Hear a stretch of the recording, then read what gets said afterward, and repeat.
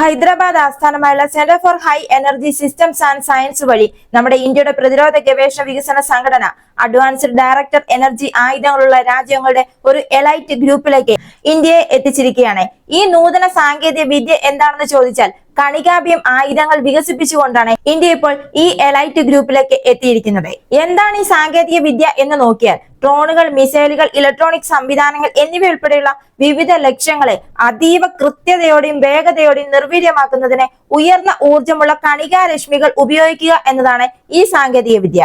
ഇതിപ്പോൾ വികസിപ്പിച്ചുകൊണ്ടിരിക്കുകയാണ് ഇന്ത്യ. ഇന്ത്യയുടെ ഈ ലക്ഷ്യം വിജയിച്ചാൽ അമേരിക്ക, ചൈന, റഷ്യ എന്നിവരോടൊപ്പം ഇന്ത്യയും എത്തിച്ചേരും. ഇത്തരം കഴിവുകൾ പ്രകടിപ്പിക്കുന്ന 4ാമത്തെ രാജ്യമായി നമ്മുടെ ഇന്ത്യ മാറും.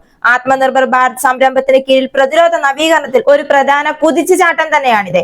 ഈ ഡയറക്റ്റഡ് എനർജി ആയുധങ്ങളുടെ ഒരു ഉപവിഭാഗമാണ് ഈ കണികാഭ്യം ആയുധങ്ങൾ എന്ന് പറയുന്നത്. അറ്റോമിക് അല്ലെങ്കിൽ സബ് അറ്റോമിക് കണികകൾ, അതായത് ഇലക്ട്രോണുകൾ, പ്രോട്ടോണുകൾ, ന്യൂട്രൽ കണികകൾ തുടങ്ങിയ പോലുള്ള ഉയർന്ന ഊർജ്ജ ബീമുകൾ ഉപയോഗിച്ച് ലക്ഷ്യമുള്ള അറ്റോമിക് അല്ലെങ്കിൽ അവയുടെ തന്മാത്ര ഘടനയെ തടസ്സപ്പെടുത്തി അവയെ നശിപ്പിക്കുകയാണ് ഡയറക്റ്റഡ് എനർജി ആയുധങ്ങൾ ചെയ്യുന്നത്.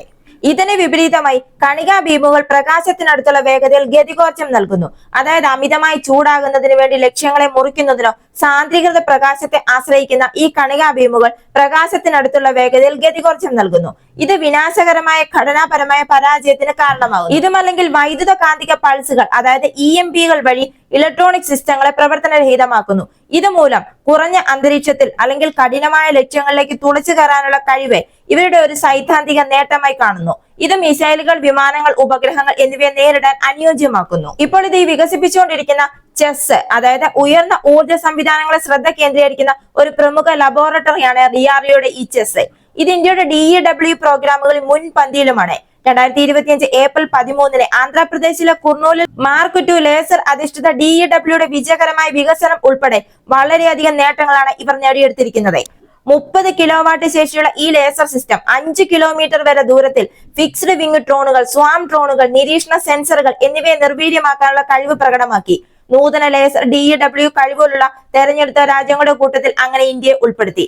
ഈ വിജയത്തിന്റെ അടിസ്ഥാനത്തിലാണിപ്പോൾ ഭാവിയിലെ യുദ്ധ സാഹചര്യങ്ങൾക്ക് കൂടുതൽ മാരകതയും വൈവിധ്യവും വാഗ്ദാനം ചെയ്യുന്ന കണികാഭ്യം സാങ്കേതിക വിദ്യയുമായി ഇവരിപ്പോൾ പര്യവേഷണം ചെയ്യുന്നത്. നമ്മുടെ ഇന്ത്യയെ സംബന്ധിച്ചിടത്തോളം ഇന്ത്യയുടെ ഏറ്റവും വലിയൊരു സ്വപ്ന പദ്ധതിയാണ് കാളി. DRDOയും ഭാഭ അറ്റോമിക് റിസർച്ച് സെന്ററും വികസിപ്പിച്ചെടുത്ത കണിക സംവിധാനമായ കിലോ ആംബിയർ ലീനിയർ ഇഞ്ചക്ടർ അഥവാ കാളി ഈ പ്രോഗ്രാമിന് ഒരു അടിത്തറ നൽകാൻ ഇതിന് സഹായിക്കും. പരമ്പരാഗത ലേസർ അധിഷ്ഠിത സംവിധാനങ്ങളെ അപേക്ഷിച്ച് കണികാഭ്യം ആയുധങ്ങൾ സവിശേഷമായ നേട്ടങ്ങളാണ് നൽകുന്നത്.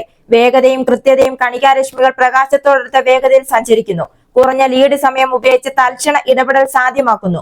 ഗുരുത്വാകർഷണത്താൽ ഏറ്റവും കുറഞ്ഞ സ്വാധീനം ചെലുത്തുന്ന അവയുടെ പരന്ന പാത കൈനറ്റിക് ആയുധങ്ങളുമായി താരതമ്യപ്പെടുത്തുമ്പോൾ കൃത്യതയാണ് വർദ്ധിപ്പിക്കുന്നത്. ഇലക്ട്രോണിക് ബിരുദശേഷി EMPകൾ സൃഷ്ടിക്കുന്നതിലൂടെ കണികാരശ്മികൾക്ക് റഡാർ, ആശയവിനിമയ സംവിധാനങ്ങൾ, മിസൈൽ മാർഗനിർദ്ദേശ ഇലക്ട്രോണിക്സ് എന്നിവ പ്രവർത്തനരഹിതമാക്കാൻ കഴിയും. ഡ്രോൺ കൂട്ടങ്ങൾക്കും ഉപഗ്രഹ അധിഷ്ഠിത ഭീഷണികൾക്കുമെതിരെ ഇത് പ്രത്യേകിച്ചും ഫലപ്രദമാണ്.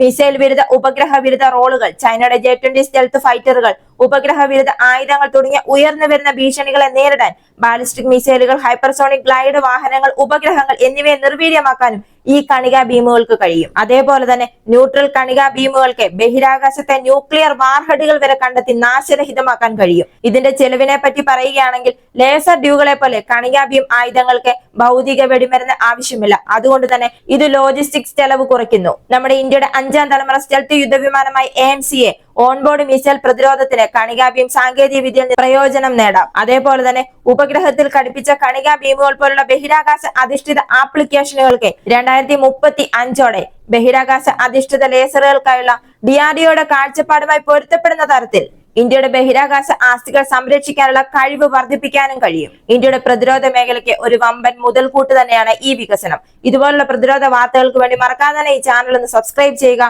ഈ വീഡിയോ ഇഷ്ടമായെങ്കിൽ ലൈക്ക് തരിക. മറ്റൊരു വീഡിയോയുമായി വീണ്ടും കാണാം.